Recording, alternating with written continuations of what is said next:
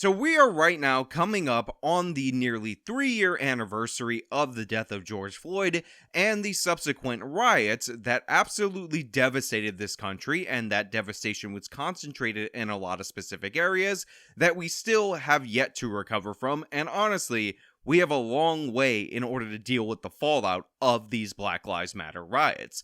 And in light of this, I actually stumbled upon a video that showed different areas of Minneapolis, the city where George Floyd passed away, and the subsequent damage to all these different buildings, comparing 2020 to how it looks today. And I think this is very instructive because one of the things that I was saying at the time, and a lot of people who weren't just pandering to rioters and endorsing violence, breaking the social contract of our country, by the way, were saying, was that the riots are going to cause damage, drive the area into poverty, and create all the problems that supposedly systemic racism are creating in the United States of America based on this behavior. And by the way, this wasn't theoretical, this wasn't hypothetical. It is inarguable that riots, specifically race riots, completely obliterate an area. I remember I talked about how the Martin Luther King riots were responsible for the death of Detroit. They never recovered from that, and Martin Luther King was killed in the 60s. I also talked about this study of the LA riots, the Rodney King riots from the 90s, which said that it took nearly a decade for the areas where the rioting occurred to get back to where they were previous, which still made them a decade behind everybody else. There was about $5 billion in lost economic activity, and there was actually a side-by-side comparison in one of the studies to that area of Los Angeles versus what happened in an area in Florida where they were hit by a storm and a similar dollar amount of damage happened, and how quickly reinvestment came back to Florida as compared to the specific areas of California. So everybody knew rioting was devastating. Everybody knew that it was immoral, it was unjustified. Oftentimes these race riots target innocent victims. In fact, almost all the time, they target innocent victims and businesses, as we talked about what they did to the Koreans in the LA riots. Why are we the victims? I mean, my friends are good Christians. I mean, we've been through so much, and to go through this, I mean, everything 22 years down the drain. Many Koreans who yesterday were the shopkeepers of South Central Los Angeles today have lost the businesses they took years to create. What can I say? I don't have any word to say. This looks a comeback, John. George Huang woke this morning to find his mini mall burnt to the ground. A loss of $1.5 million and a lifetime of dreams and effort. I don't mind that. Whatever they need to take it out. But why they burn out the property? That's my question. You know, every once in a while when I cover instances that I've talked about before, like for instance, the damage to the Koreans during the LA riots, I stumble upon some new information that I haven't heard before that I have to share with you. And this NBR article has an absolute gem, because one of the things that the black people in the area thought at the time was that they were going to directly benefit from the destruction of the 2,200 Korean businesses that occurred during the LA riots. From an unidentified woman, 5 to 10 years from now, this place is going to be so nice. All this down here is going to be black-owned business. She's going to have a nail shop. She's going to have a beauty shop. It's going to be our turn. It's our turn now. Unidentified man number 3. If you start to transfer ownership of the community to the community, everyone will prosper. And what I think about when I see quotes like this, obviously it didn't work out. Obviously, I'm covering articles that not only say it took 10 years to get back to regular sales, but actually 3 decades later, these areas haven't recovered, are the people in my audience that I've met that happen to be black, that clearly and obviously don't think like this, that want to prosper, that understand that they are not up against any other group, they are only competing with themselves, and how they're essentially held hostage despite the fact that they're good people by people like this and by attitudes like this. It's honestly heartbreaking to read how stupid people are, and it's unsurprising when you look back at the LA riots and how people thought they would benefit from them because it was going to be all black businesses from there, that people did support the George Floyd riots. I'm not surprised that the Koreans got targeted because their prices are high, their attitude is wrong, and they just don't seem to have any respect for the black community. And of course, the Black Lives Matter riots were no different, except for the fact that they were more destructive than any other riots in American history. Now, this video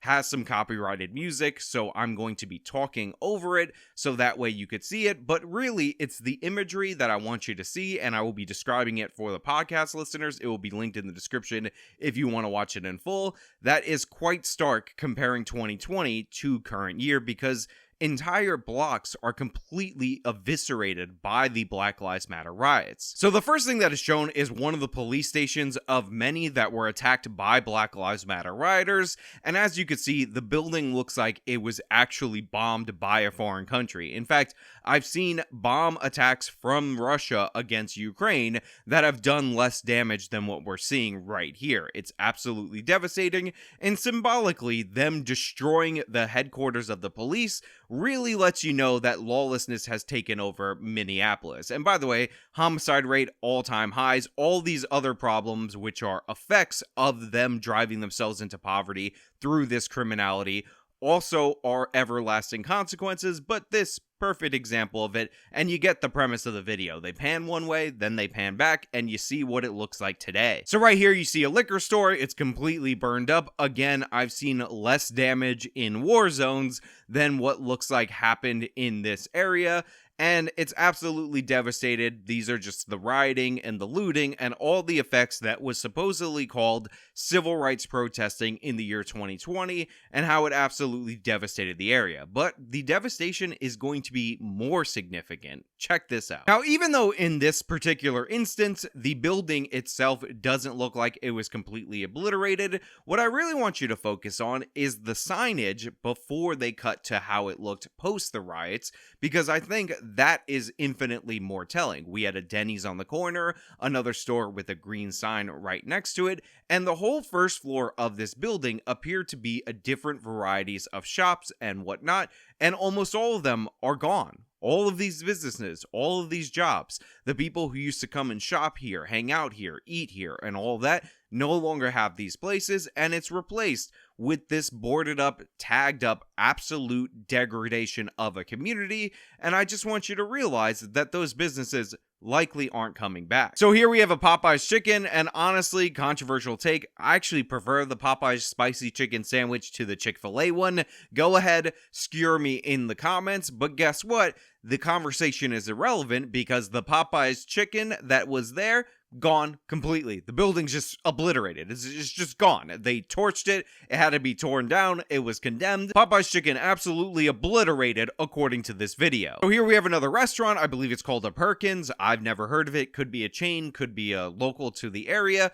But like I said before in that video of the building, what is important here is not necessarily the fact that you're going to see it boarded up, but what I think is important is the fact that the signage is completely removed. The business has left. This is not a situation where they boarded up because of the rioting. This is a situation where the building is completely abandoned and it's boarded up to keep the addicts out. Maybe it's going to be torn down in the future, but point being, no business replaced what was lost. Now we have a building like one of the ones that we saw earlier, and you can see a bunch of different shops on the first floor, but the stark difference between what you see initially and after this, again, harkens back to images of wartime. Now, I have to say this speedway is my absolute favorite of all of the ones here because the gas station's completely obliterated, but as you can see, it's written where there's people, there's power. Well, guess what? You devastated your community. There's no people here, so you quite literally destroyed the power. In that gasoline is a power source, and no people are going to this gas station. It looks sketchy as hell. And you just ruined it. You ruined your entire community, supposedly for civil rights. And then we wrap with the Family Dollar, also torn down. And it's at this point in time that I want to remind you that Trevor Noah over at The Daily Show was making the case during the Black Lives Matter riots when people were saying you shouldn't loot Target, that, you know, not looting Target hasn't worked, so maybe we should try that. And a lot of people say, well, what good does this do? Yeah, but what good doesn't it do? That's the question people don't ask the other way around. What good does it do to loot Target? How does it help you to loot Target? Yeah, but how does it help you to not loot Target? Answer that question. And again, Trevor Noah was just one of many people who were saying these ridiculous things at the time, excusing the riots when we had all of the data. Everybody could see what was happening. Everybody could predict it to show that this is exactly how areas impacted by rioting would turn out to be.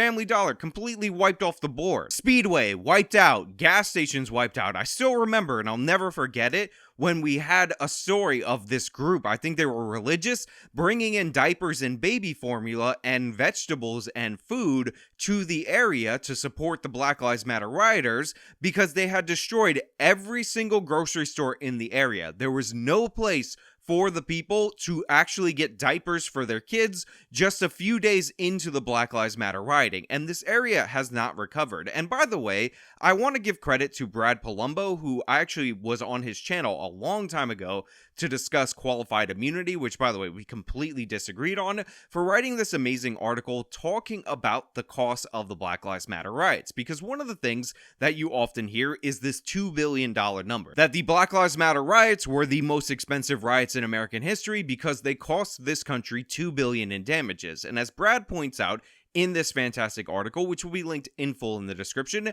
that $2 billion number is only the number for insured losses. So this is what was actually reimbursed to retailers and to homeowners and to affected parties based on the Black Lives Matter riot. But as Brad pointed out, insurance is not this silver bullet against the downsides of rioting. 75% of US businesses do not have the adequate insurance in order to deal with something like riots.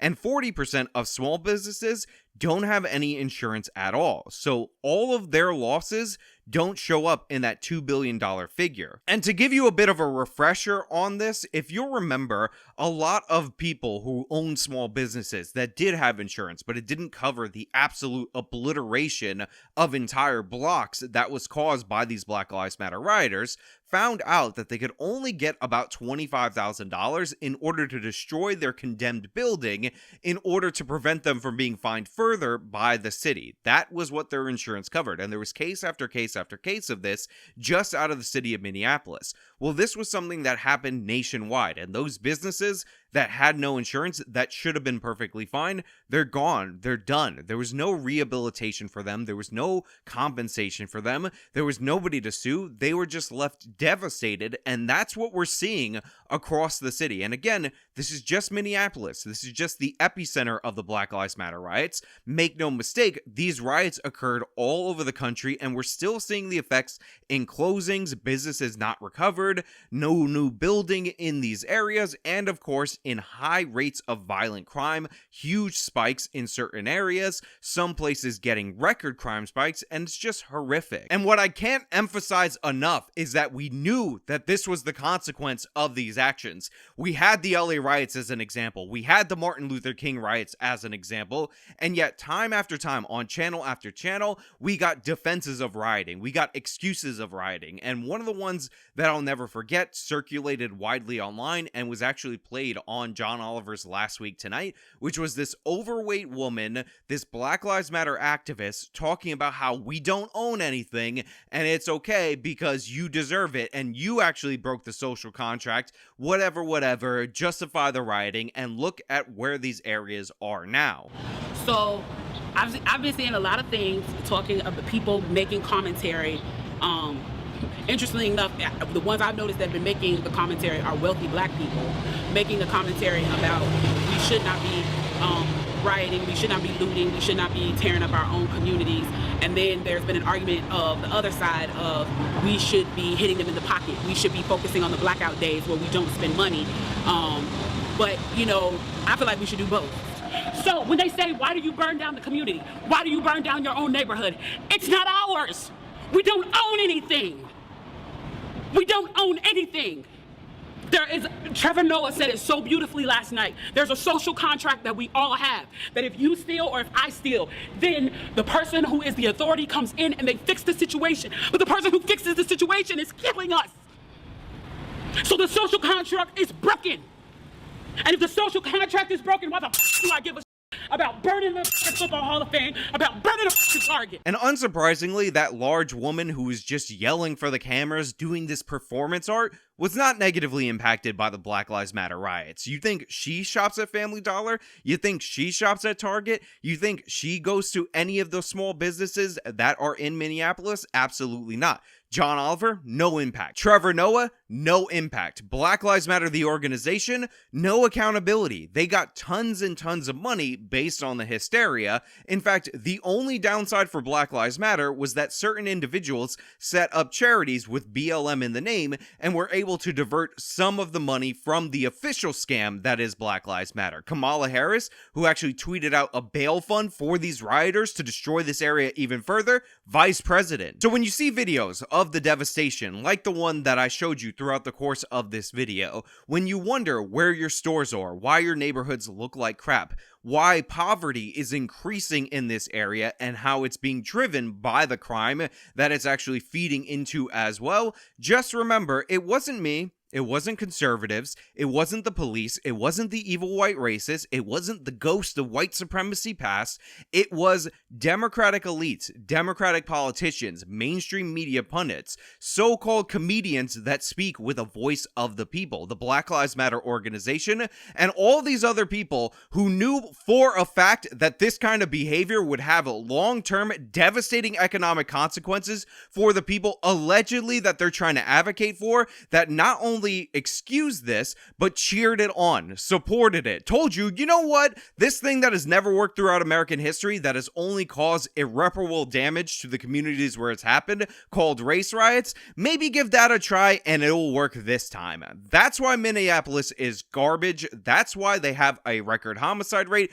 That's why all these areas across this country are getting significantly worse. It's because you allowed the violence, you allowed the looting, you allowed the rioting to commence, and you pretended like the consequences were something that you were just going to be able to ignore. Well, you can't ignore it. We're 3 years in and Minneapolis has still not recovered. And guess what? 10 years from now, they likely still won't have recovered. Now, maybe you think it's worth it. Maybe you think you honored St. George Floyd by stealing all that stuff and burning the businesses that your community relied on. But I'm going to have to hard disagree on that and say that you ruined your own lives. You ruined your own communities. You ruined some great American cities. And honestly, we should have some accountability for the people who profited off of promoting this, but we're never going to get it. But hey, those are just my thoughts. So let me know your thoughts down in the comments below. If you like the video, show them by leaving a like, subscribe for more content, follow me on all my social medias, support me via the support links in the description of this video. This has been me talking about, yet again, the Black Lives Matter riots completely devastating this country. Till next time.